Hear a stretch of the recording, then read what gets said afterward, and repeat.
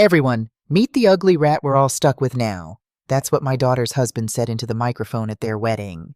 He said it with a champagne flute raised high, cufflinks catching the chandelier light. 300 people in black tie laughing on cue like it was the funniest thing they'd heard all season. And my daughter, my Savannah, my girl who used to fall asleep on my shoulder watching cooking shows on school nights, she giggled, covered her mouth with 2 fingers the way she always did when she was embarrassed. But she wasn't embarrassed for me. She was embarrassed by me. I smiled. Not because it didn't hurt. It did. It hurt the way only your own child can hurt you.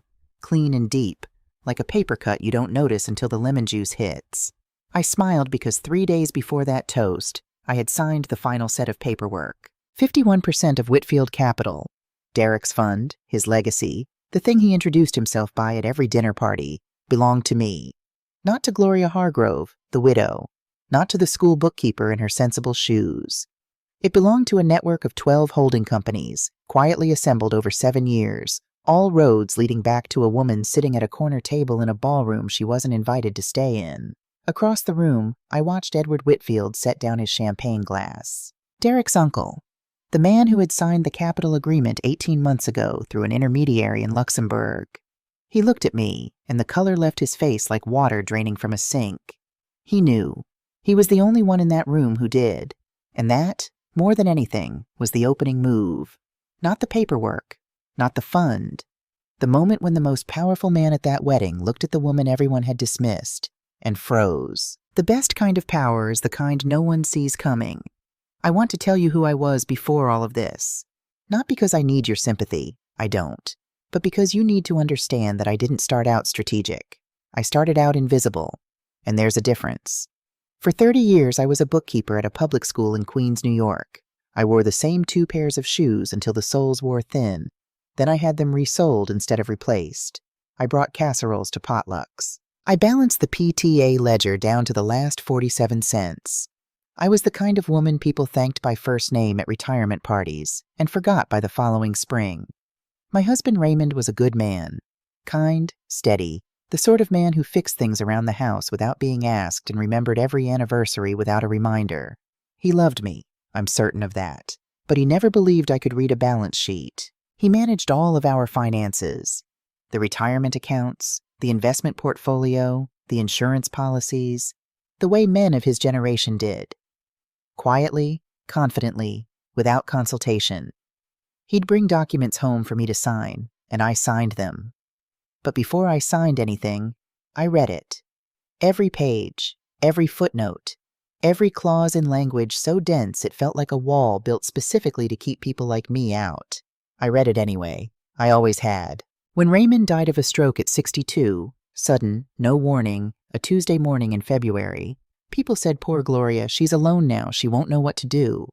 What he left me, $180,000 in life insurance, a truck with 2 years left on the payments, and a handful of savings accounts he assumed would tide me over. What nobody knew, what Raymond himself never fully understood, was that while he played chess with our finances, I had been learning to read the entire board. The first year after he died, I was quiet. I grieved. I sat in rooms that felt too large and ate soup from cans and called Savannah too often. She was 23 then, already working in Manhattan, already gravitating toward the world that would eventually swallow her whole. But in that first year, I also started learning things I had no business learning, according to everyone around me. I took a continuing education course in real estate finance at Queens Community College. I was the oldest person in the room by 22 years. The instructor spoke to the younger students like they were obvious candidates for success, and spoke to me like I was a charming hobby horse. I took notes on everything he said, including the things he didn't say to me. I started small.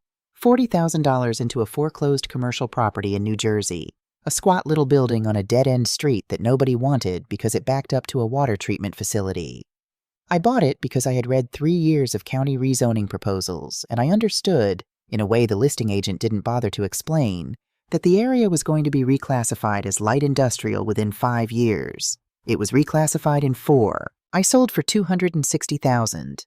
I didn't tell anyone. Not Savannah, not my sister in Ohio, not the women in my building who gathered in the lobby on Sunday mornings with their coffee and their opinions. I took the profit, folded it into an LLC I opened under a name that meant nothing to anyone, and started again. Year 3, 2 more properties. Year 5, a partial stake in a small manufacturing warehouse outside Newark, purchased through a second LLC. Year 7, 12 companies, a diversified portfolio of industrial and commercial real estate, a brokerage account that would have made Raymond's eyes go wide, and a reputation in certain very quiet financial circles as a careful, patient, and utterly anonymous operator. The money didn't change the way I lived. I still lived in my apartment in Harlem, still cooked my own meals, still wore sensible shoes, better quality now, but sensible. Because I had learned the single most important truth about money that most people never figure out. Money doesn't announce itself. Money whispers. And the people who learn to speak that language, the quiet language, the patient language, are the ones who eventually hold the room. I was holding it. Nobody knew. Savannah met Derek Whitfield during her second year of MBA school. She came home that Christmas with a new vocabulary, words like optics and narrative and vertical integration, and a way of looking at our apartment that I hadn't seen before. Not quite embarrassment, more like the particular discomfort of someone who has begun to outgrow a coat they still needed 2 winters ago. Derek was the kind of man who entered rooms like he'd already been applauded in them. White teeth, custom suits, a story that always started with when I was in Bali or when I was in Zurich, as though geography were a substitute for character. He shook my hand at our first meeting with the firm, confident grip of a man who has been taught that confidence is 9/10 of any negotiation. He looked at my apartment, my kitchen table, my framed photographs, my 30-year-old couch with the good throw pillow I'd bought to distract from the worn armrest, and I watched his eyes do that quick calculation that certain people can't hide. This is where she's from. And then, just as quickly, this is not where we're going. I smiled and offered him coffee. The changes in Savannah happened slowly, the way a photograph fades in sunlight. You don't notice it day by day. You notice it when you pick up the picture one afternoon and realize the colors are wrong. She stopped bringing her laundry home. She stopped calling on Sunday mornings the way she had every Sunday for 5 years. When she did call, it was usually to give instructions. "Mom, please don't bring up Dad in your speech. Derek's family doesn't know the situation, and it might make things awkward." Awkward. Like Raymond's death was a social liability rather than the thing that had quietly hollowed me out for 2 years. "Mom, can you maybe not wear anything too colorful to the rehearsal dinner? The photos will be very formal. Mom, you'll be more comfortable at the hotel near the airport. The estate is fully booked." I said, "Of course, sweetheart," every time. She said sweetheart back, the way you say it to a clerk who has bagged your groceries correctly. I noticed the specific flatness of it. I filed it away. The hotel near the airport was a chain with a breakfast buffet and a parking lot view. The Whitfield estate, where I could see from my window that at least a third of the guest rooms sat dark each night, had 14 bedrooms. I'd counted the windows. On the morning of the wedding, a florist's truck pulled into the estate's circular driveway and unloaded $9,000 worth of peonies. I know the amount because Savannah had mentioned the floral budget in passing, the way you mention a number when you've stopped being able to imagine how it sounds to someone else. I stood at my hotel window and watched the delivery, and thought about the roses I used to bring home from the deli on the corner after Savannah's piano recitals. Single stems, whatever was on the discount rack at the end of the week.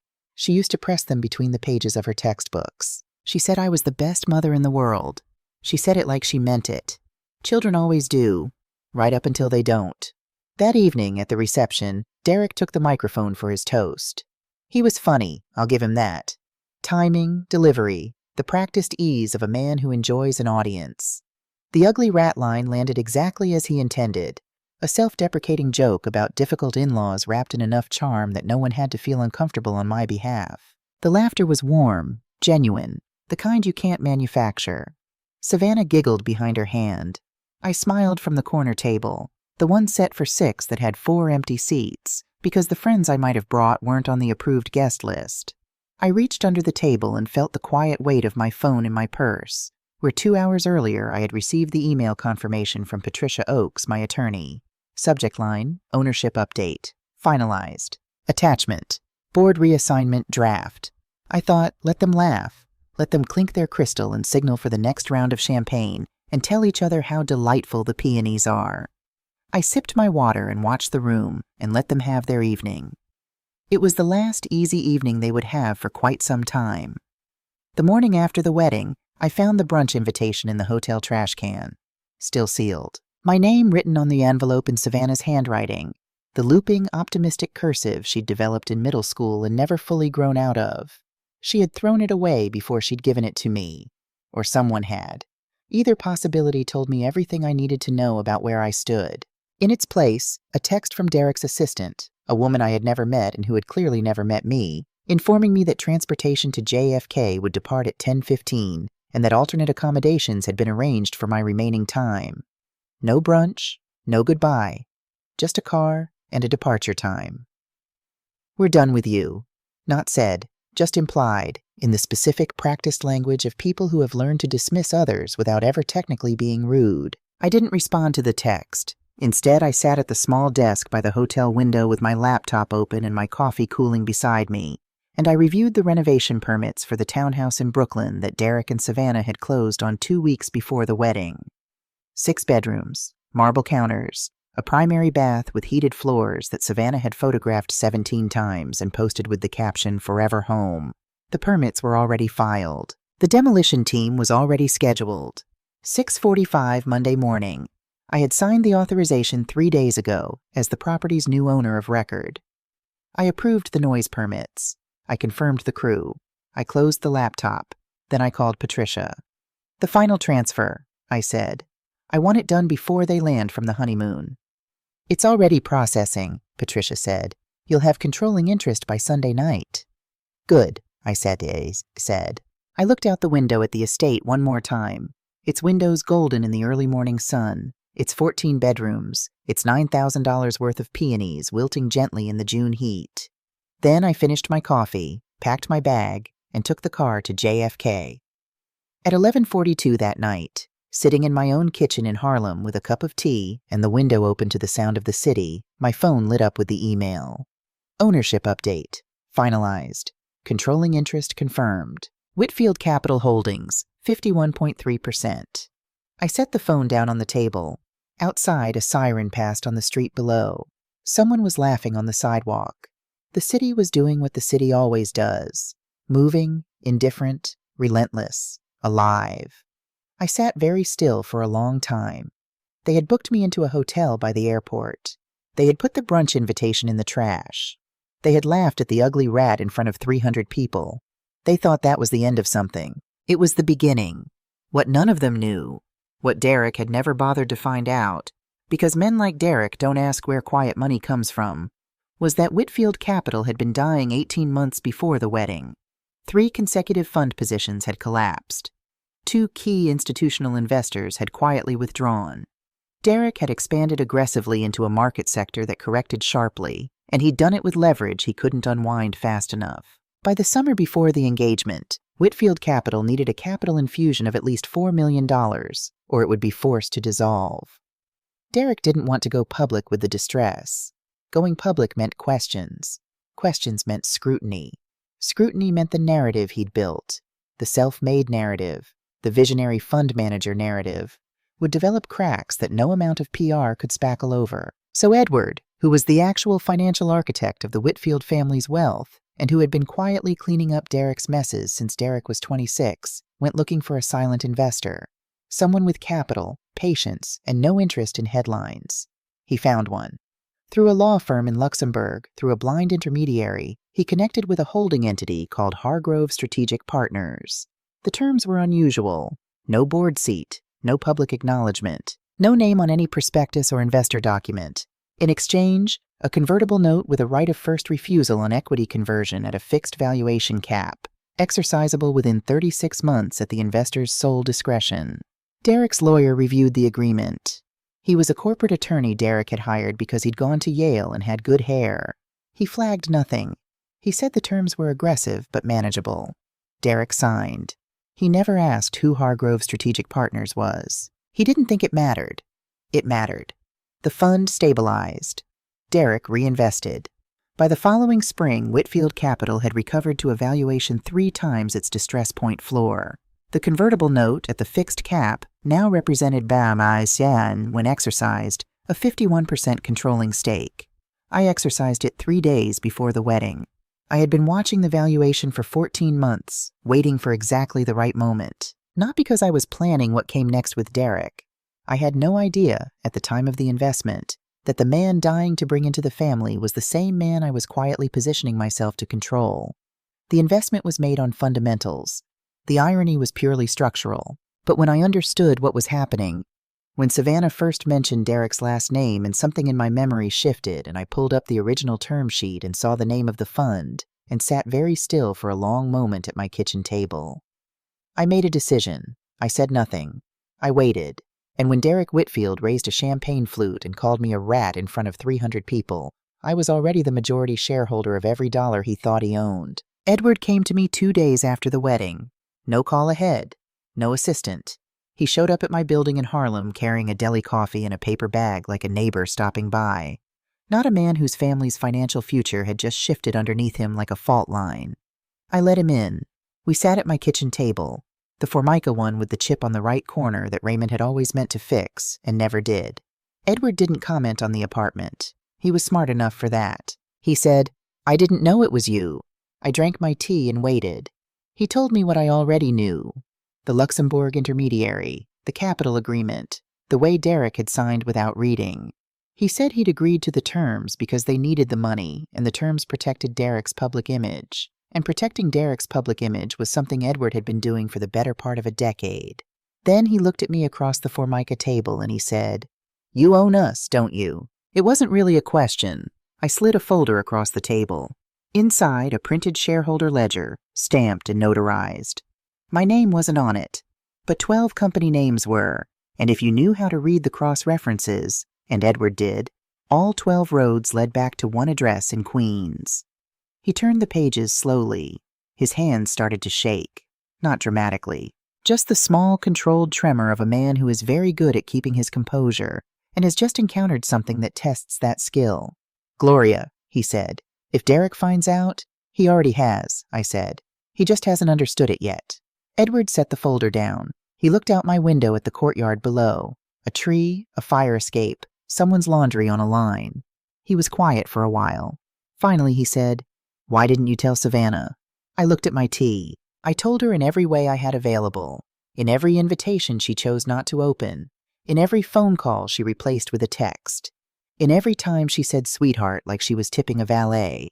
I set the cup down. She didn't want the truth. She wanted the story he was telling her. I couldn't compete with that story, so I stopped trying. Edward stood. He was a tall man, and he moved carefully, the way large men sometimes do when they're trying not to take up too much space. At the door, he turned back. "For what it's worth," he said, "you were never a rat." I smiled. "Tell that to your nephew." He left. The door closed. The city went on outside my window, indifferent and alive. I finished my tea and opened my laptop. There was work to do. The video went viral on a Tuesday. Not because I leaked it. I want to be clear about that. I never needed to. The internet has its own appetite, and Derek had fed it something it couldn't resist. A man in a custom tuxedo, champagne raised, laughing at a woman who raised the child standing beside him. Someone from Derek's side posted it first. A groomsman, I later learned. He'd clipped it cleanly, added subtitles, overlaid it with trending audio. He thought it was funny. He thought Derek was funny. He thought 300 people laughing at the mother of the bride was the kind of content that plays well on a Saturday afternoon. He was right, but not in the way he imagined. By Tuesday morning, the clip had 400,000 views. By Tuesday evening, it had crossed 2 million. By Wednesday, it was on Twitter, Reddit, 3 different Facebook groups for women over 50, and a TikTok account dedicated to what the caption called men who married up and didn't know it. Savannah reposted it herself. That was her first mistake. Not the last, but the one that cost her the most. She added a caption she thought was clever. "Parents know when to retire. You're not the main character anymore." She thought it was a clapback. She thought she was being edgy, relatable, the kind of daughter-in-law who stands by her husband with good humor and a sharp tongue. She had 42,000 Instagram followers by then, and she knew how to play to them. She had miscalculated her audience. The replies came fast, and they came hard. "That's your mother, the woman who raised you. On her own, from what I can tell. Your husband called your mom a rat at your wedding and you reposted it? She looks like she built the floor you're standing on, honey. You might want to be careful. This isn't edgy. This is just sad. Someone found an old photograph of me. I don't know where. Some school board meeting from 2018. My hair pinned back, a clipboard in my hands, standing outside in the November cold. They placed it side by side with a photo of Savannah in her $18,000 wedding gown. The caption read, "From bookkeeper to backbone, y'all played the wrong one." That image was shared 400,000 times in 36 hours. I know because Patricia sent me the analytics report. She'd been monitoring the situation since the clip first surfaced. That's the kind of attorney Patricia is. Thorough, quiet, always 3 steps ahead of the people who think they're running things. Savannah locked her accounts by Wednesday afternoon. Then she unlocked them, posted an apology, and locked them again. The apology was addressed to her followers. Not to me. It was a joke taken out of context. Family dynamics are complicated. I love and respect both my mother and my husband. The comments on the apology were, if anything, less forgiving than the comments on the original post. Both my mother and my husband. She put them in the same sentence like they're equivalent. Complicated equals you laughed at your mom on camera, sweetie. The way she said both tells you everything about which one she actually respects. Derek tried damage control of his own. He gave a phone interview to a finance podcast, one of those shows with a host who laughs too easily and asks questions designed to make guests look good. He called the toast lighthearted family humor. He said the clip was missing context. He said the in-law relationship was a work in progress, like all meaningful relationships. The host laughed on cue. The internet did not. By Thursday, the story had been picked up by 2 mid-size financial news outlets, not because of the wedding toast itself, but because someone had started asking questions about Whitfield Capital, questions about its recent recovery, questions about its investor structure, questions about who, exactly, was holding the purse strings behind the fund's sudden stabilization 18 months prior. I watched all of it from my apartment. Laptop open on the kitchen table, phone on mute, a glass of wine I kept forgetting to drink. The city outside my window doing its usual indifferent, beautiful thing. I wasn't gloating. I want to be honest about that. There was no satisfaction in watching Savannah's apology get torn apart by strangers on the internet. She was still my daughter. That hadn't changed. The love hadn't changed. What had changed was my willingness to absorb consequences that weren't mine to carry. She had made her choices. Choices have weight. I had spent 30 years teaching her that. At the kitchen table, over homework, during the years when it was just the 2 of us and the rent was due, and I was resoling shoes instead of replacing them so she could take the piano lessons she wanted. She knew. On some level, she had always known.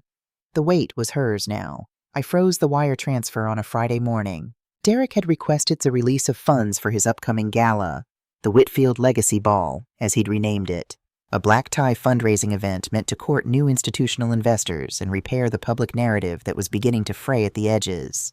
He needed the transfer cleared for venue deposits, catering, the gift packages for major donors, the lighting rig he'd insisted on for what his events coordinator called maximum visual impact. He submitted the request through standard channels. It landed in a queue that, as of 3 days prior, required sign-off from the controlling shareholder. I looked at the request for approximately 45 seconds. I clicked deny. An hour later, he submitted it again, routed through a different account manager. I watched the notification appear on my screen. I waited 20 minutes, then denied it again. His assistant called the account manager, who called the fund administrator, who called Patricia's office. Patricia's paralegal took a message and said someone would be in touch. Derek, from what Edward told me later, had screamed so loudly that the administrative staff on the floor below could hear him through the ceiling. He fired a junior account manager on the spot. He threatened legal action against the fund's own infrastructure, which is the financial equivalent of threatening to sue your own house. He had no idea who had denied the transfer. He assumed it was a technical error. Then he assumed it was internal sabotage.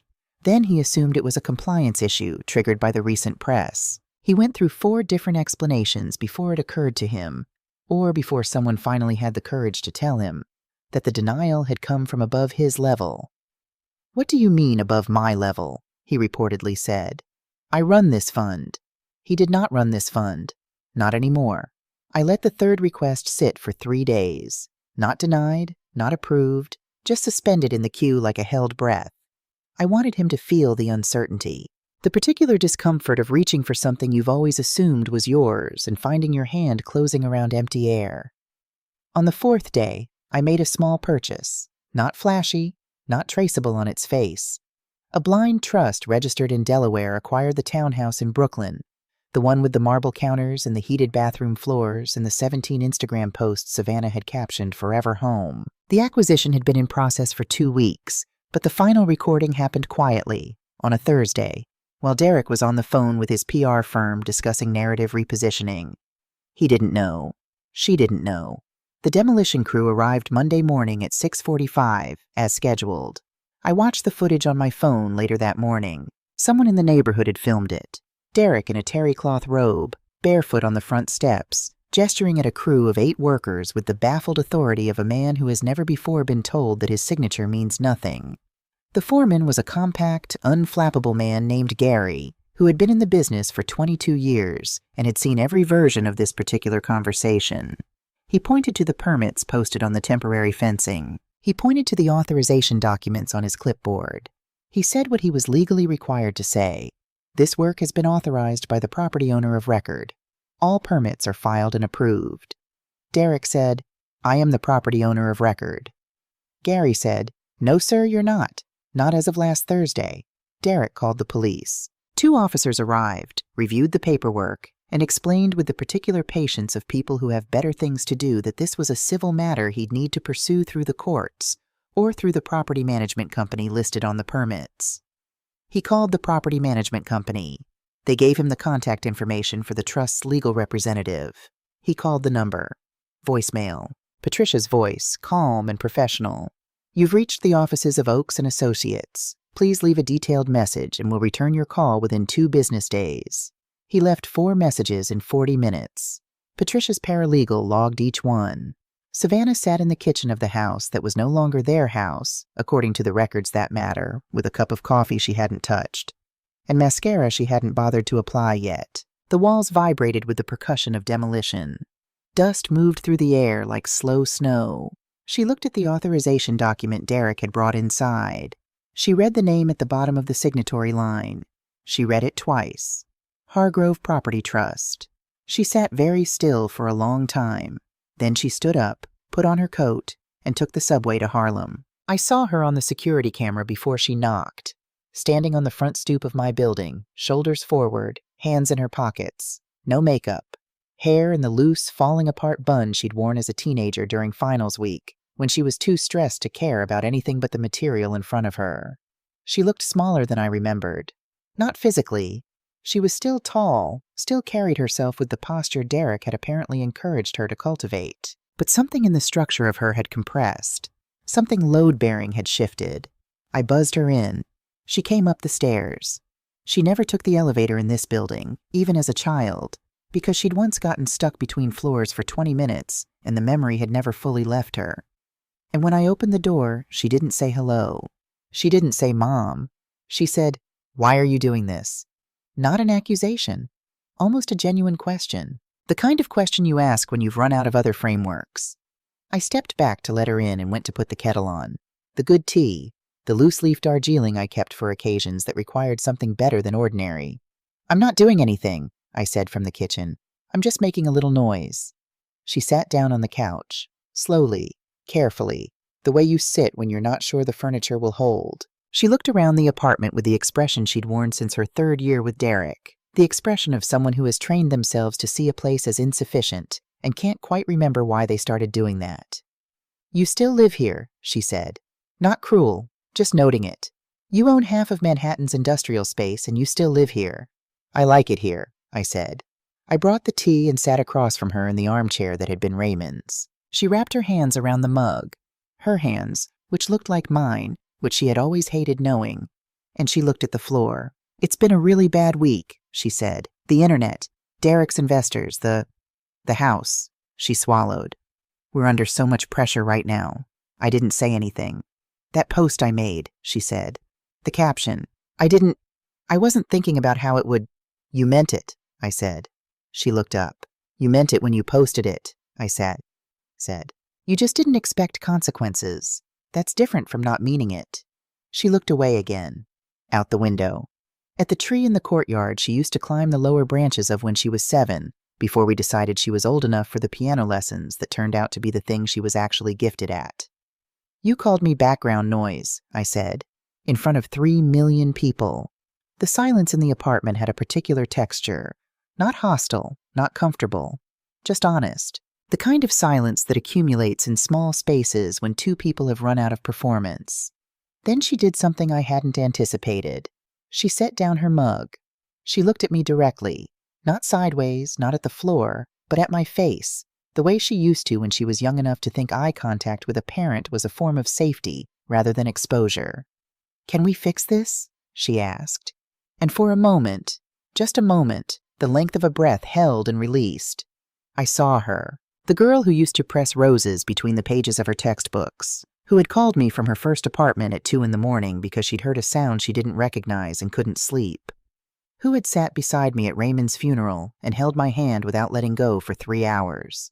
I saw her. She was still in there. She was asking me something real. But the woman sitting on my couch had thrown a sealed invitation into a hotel trash can, had posted "You're not the main character anymore" for 3 million strangers, had giggled, covered her mouth and giggled, while her husband called me a rat into a live microphone. She had chosen over and over, in small ways and large ones, for 2 years. Every choice had been a door closing. At some point you run out of doors. I stood up. I picked up my tea. I crossed to the front door and opened it. "I think you should go now," I said. She went. She didn't finish her tea. She didn't hug me. She walked down the hallway in the boots Derek had probably bought her, and I watched through the peephole as she stood at the elevator, pressed the button with a finger that trembled just slightly, and then pressed her knuckles against her mouth and held them there. The elevator came. The door closed. I stood at my own closed door for a long time. Then I went back to my kitchen table, opened my laptop, and began reviewing the file Patricia had prepared on the Whitfield Legacy Ball. There was still work to do. The ballroom was full by 8 o'clock. I know because Patricia had arranged for someone to send photographs, standard event documentation, nothing unusual.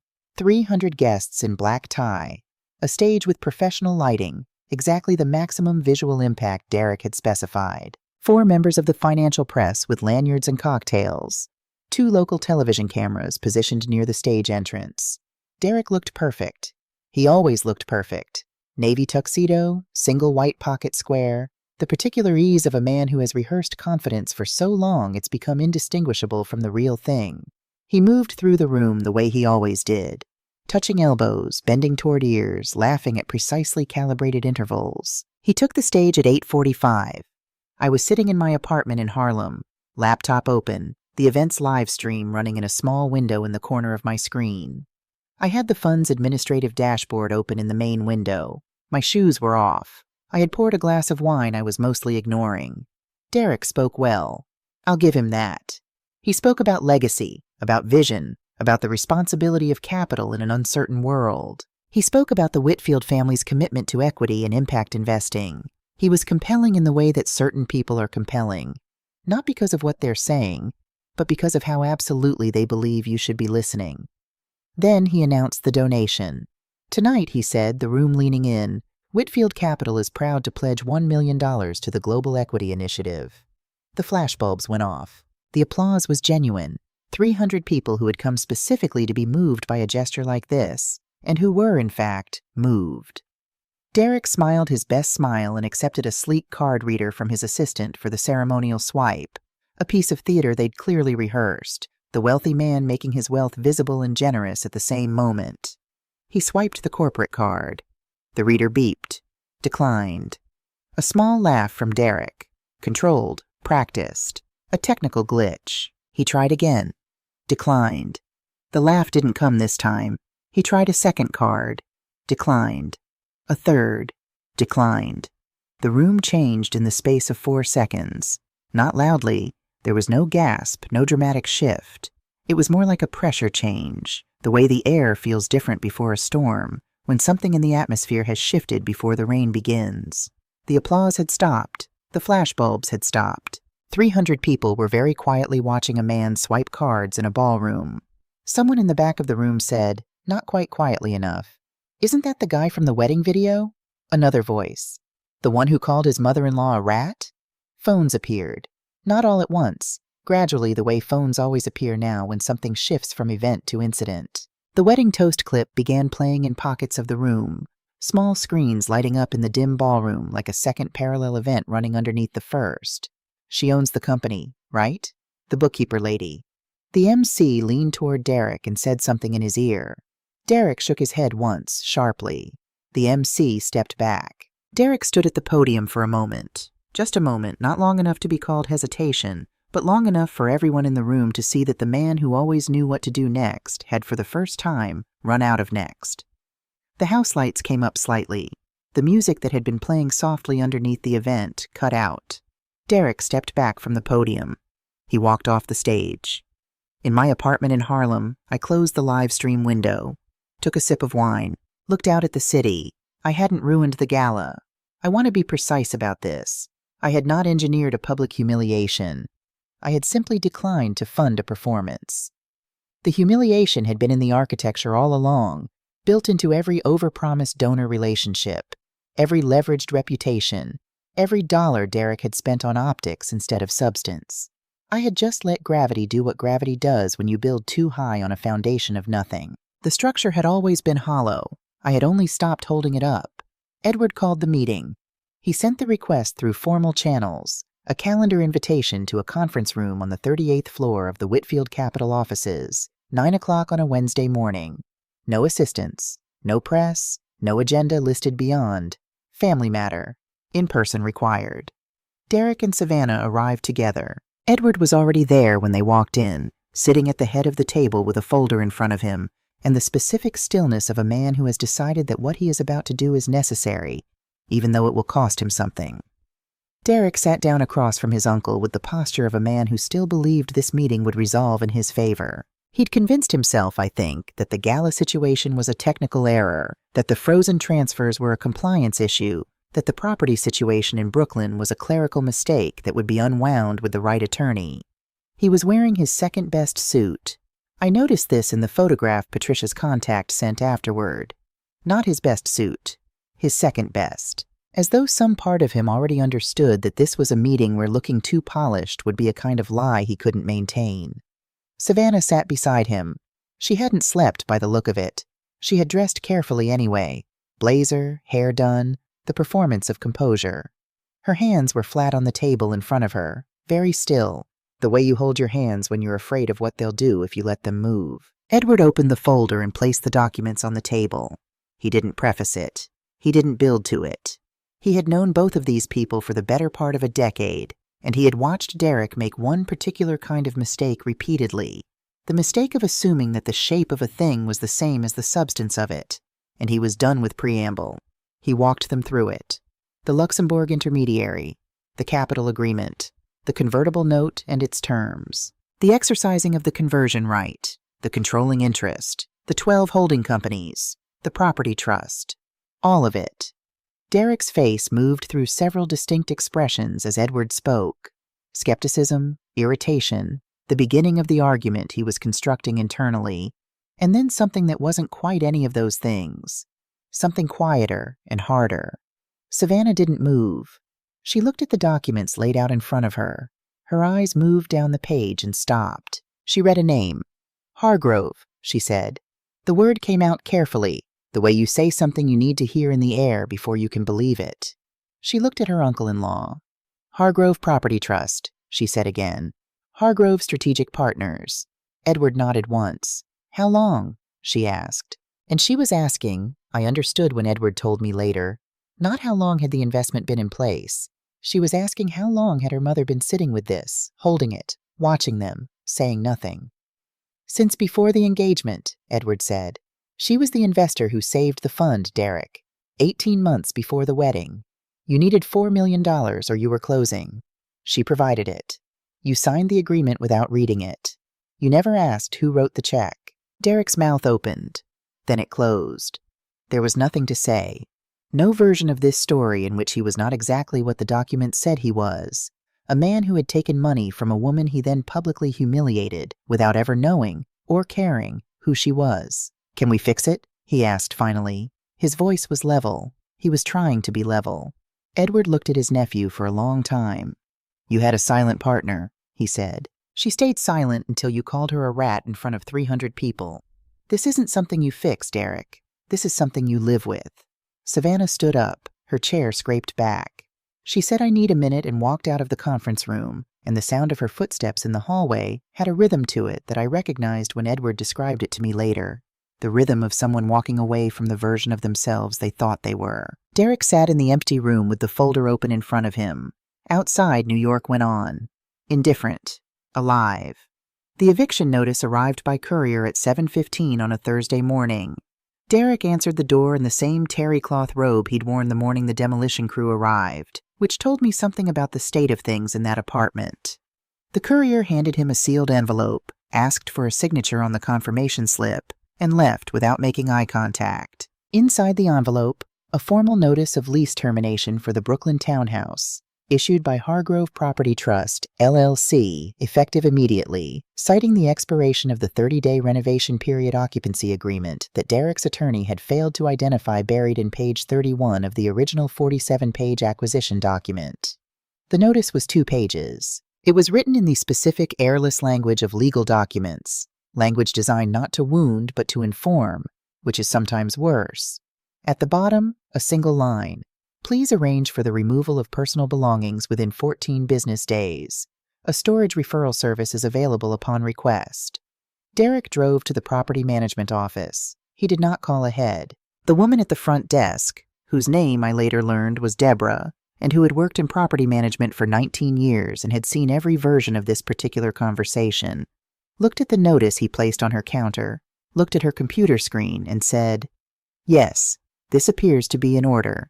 I own that house," Derek said. "You owned it," Deborah said. "As of last Thursday, ownership transferred to the trust. Your occupancy during the renovation period was structured as a leaseback arrangement. That arrangement has concluded." "That's not possible." "It's documented," Deborah said, and turned her monitor to show him. He called Savannah from the sidewalk outside. I don't know what he said. Edward didn't witness that call, and Savannah never told me directly, but I can imagine it. I've known Derek long enough by then to know how he sounds when the story he's been telling himself starts coming apart. Loud, certain, looking for someone else's name to put on the problem. Savannah called the number on the notice. Patricia's voicemail. She called again. Patricia's voicemail. She texted me. I read the text and set my phone face down on the kitchen table. Then I blocked the number. Quietly, the way I did everything. Not with anger, not with ceremony. Just a tap of a button and a door that closed without sound. They tried to manage it publicly, which was the only tool they had left. Savannah posted a photograph. Soft lit, carefully composed, both of them in the frame with moving boxes visible in the background. The caption, "Sometimes life takes unexpected turns. We're starting a new chapter. Growth looks different for everyone." She had borrowed my words. My exact words, almost. The ones I'd used when I walked out of the dinner with the fund liquidation documents. She'd taken them and tried to wear them as armor. The comments didn't allow it. Translation: Mom evicted you. "Growth looks different for everyone," she said while getting evicted by her own mother. "Bet the ugly rat owns the moving truck, too. Y'all really thought you were the main characters."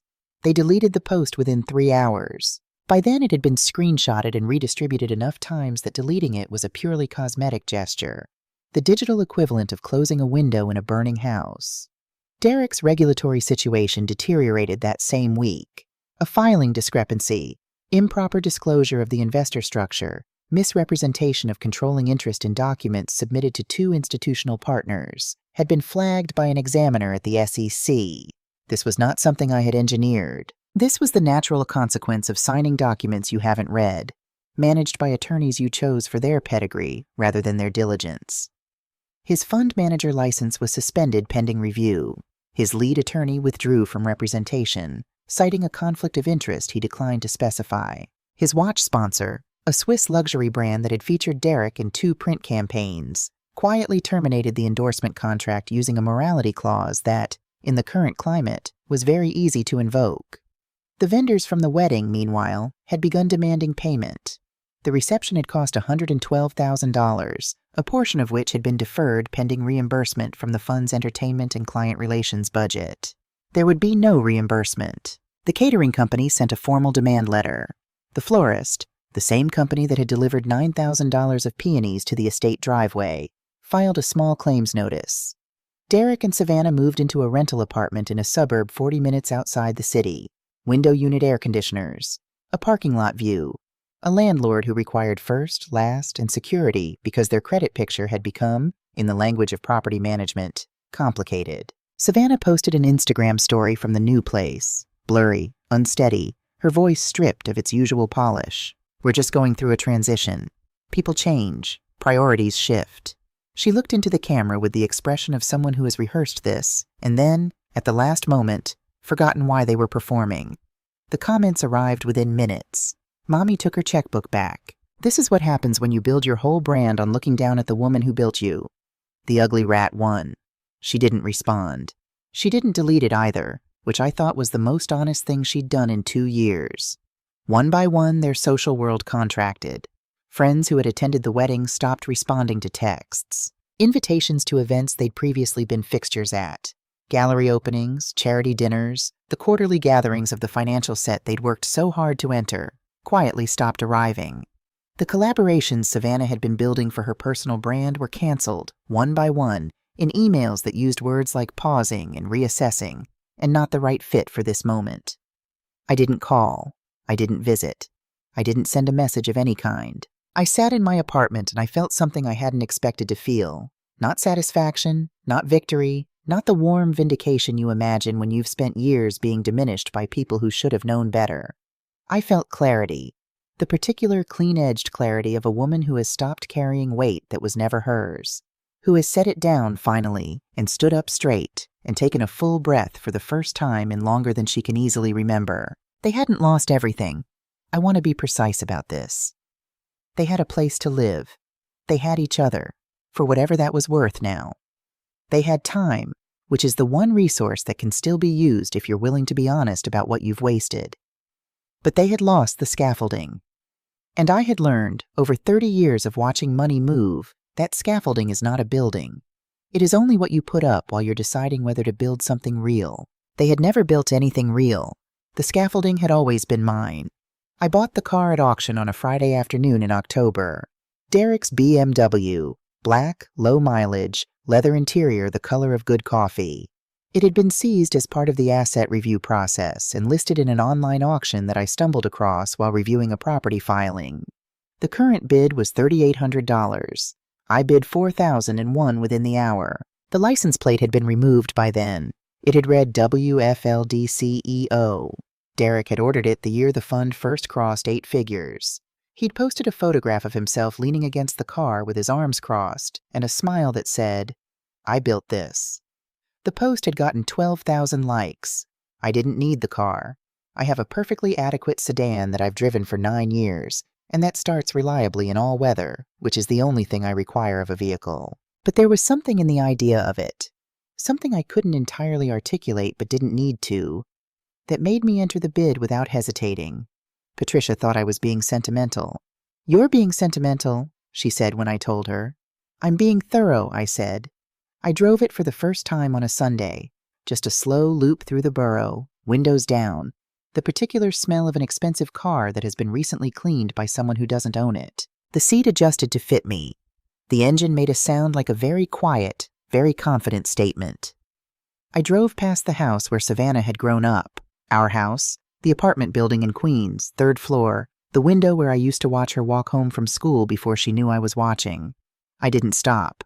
Then I drove, without particularly meaning to, toward the suburb where they were living now.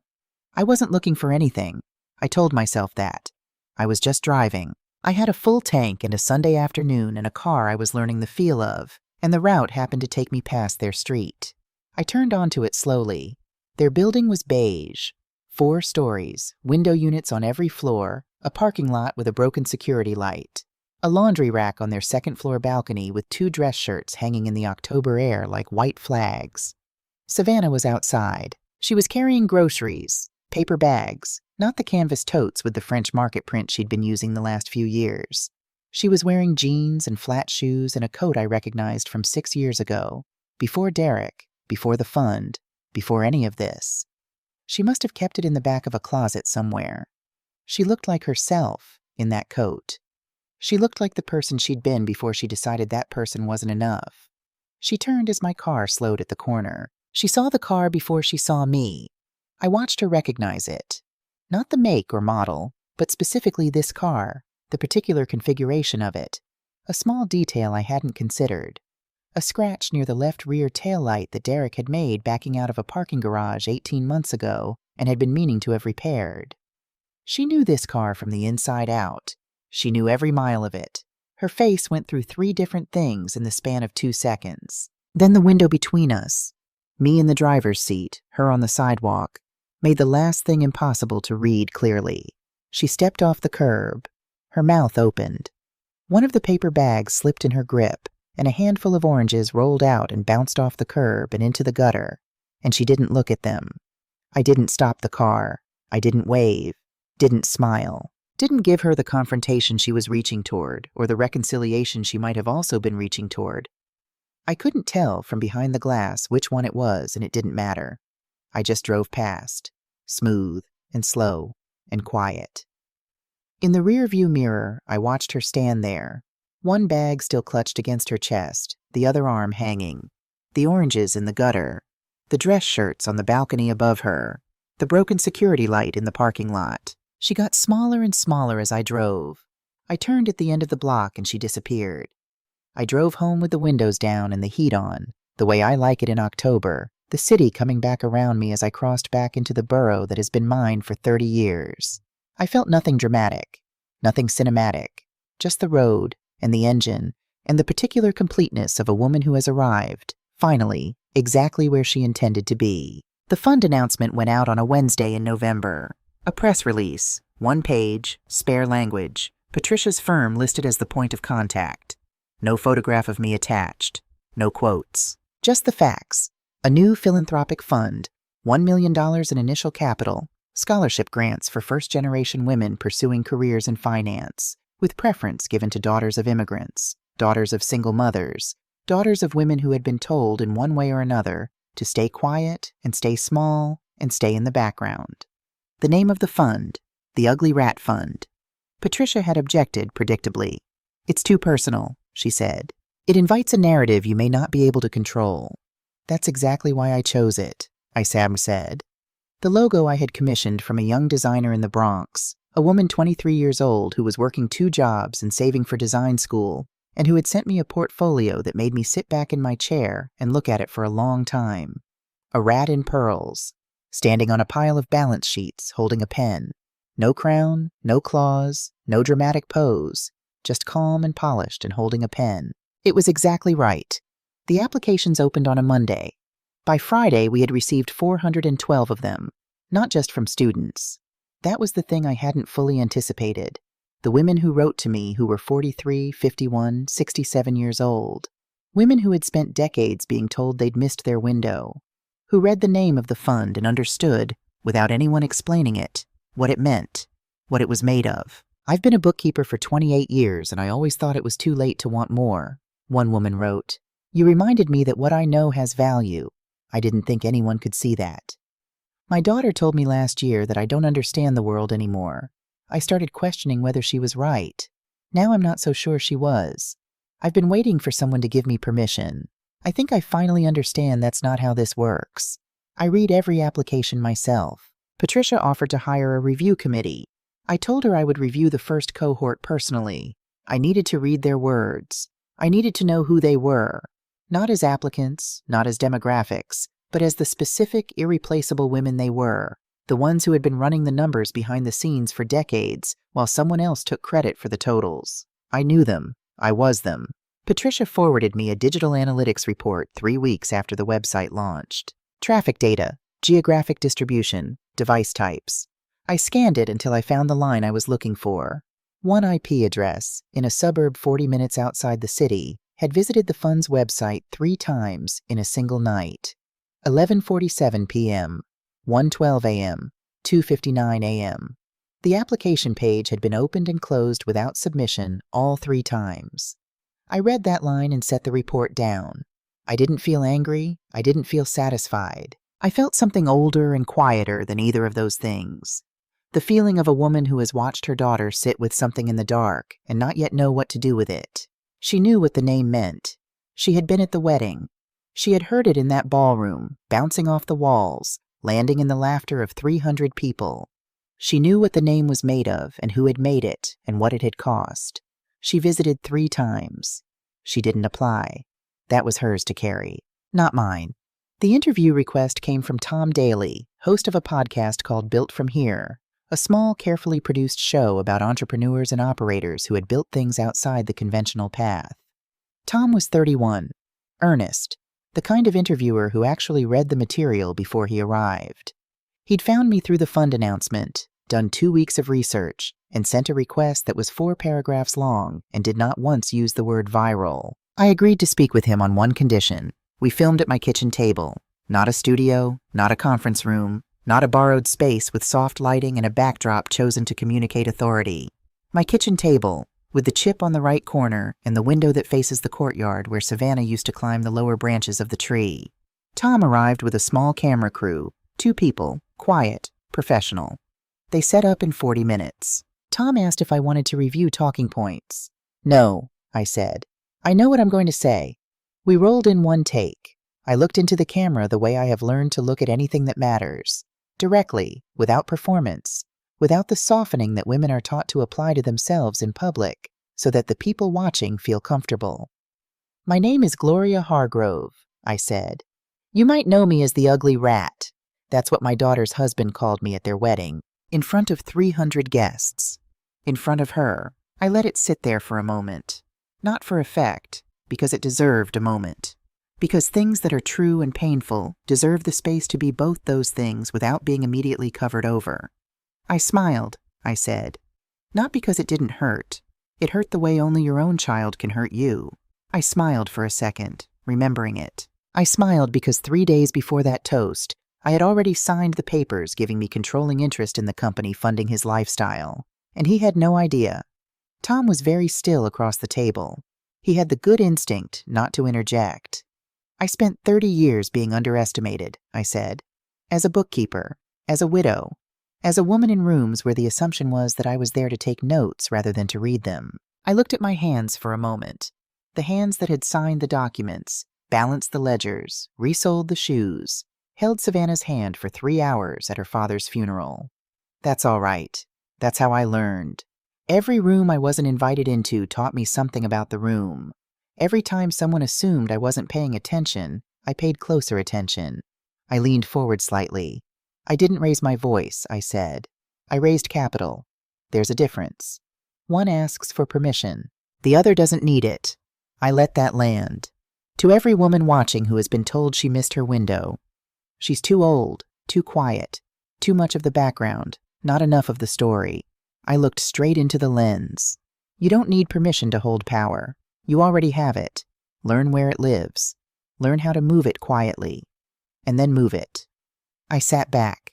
Tom waited a beat in case there was more. There wasn't. That was everything. Is there anything else you'd like to add? He asked. I thought for a moment. Then I looked back at the camera one last time. Yes, I said. Thank you for sitting at my kitchen table. I stood. I walked out of frame. Tom told me later that he sat at that table for almost 2 minutes after I left before he remembered to call cut. The clip went up the following morning. 6.2 million views in 48 hours. The top comment, pinned by more than 100,000 likes. This isn't a comeback story. This is a coronation. The banquet was held on a Friday in December. We used the same ballroom, the same venue where Derek had stood at the podium with 3 declined cards while the wedding toast video played on phones throughout the room. I had rented it specifically, deliberately, not out of cruelty but out of accuracy, because some spaces need to be reclaimed, because a room that has held one meaning can be given another, and the giving is the point. No red carpet, no champagne display, no gold foil place cards or custom floral arrangements or lighting designed for maximum visual impact. String lights, warm and simple, round tables with white cloths, Folding chairs that we'd had the good sense not to apologize for. Women in blazers they'd pressed that morning, some of them secondhand, all of them earned. The first 10 scholarship recipients sat in the front row. One of them was 58 years old.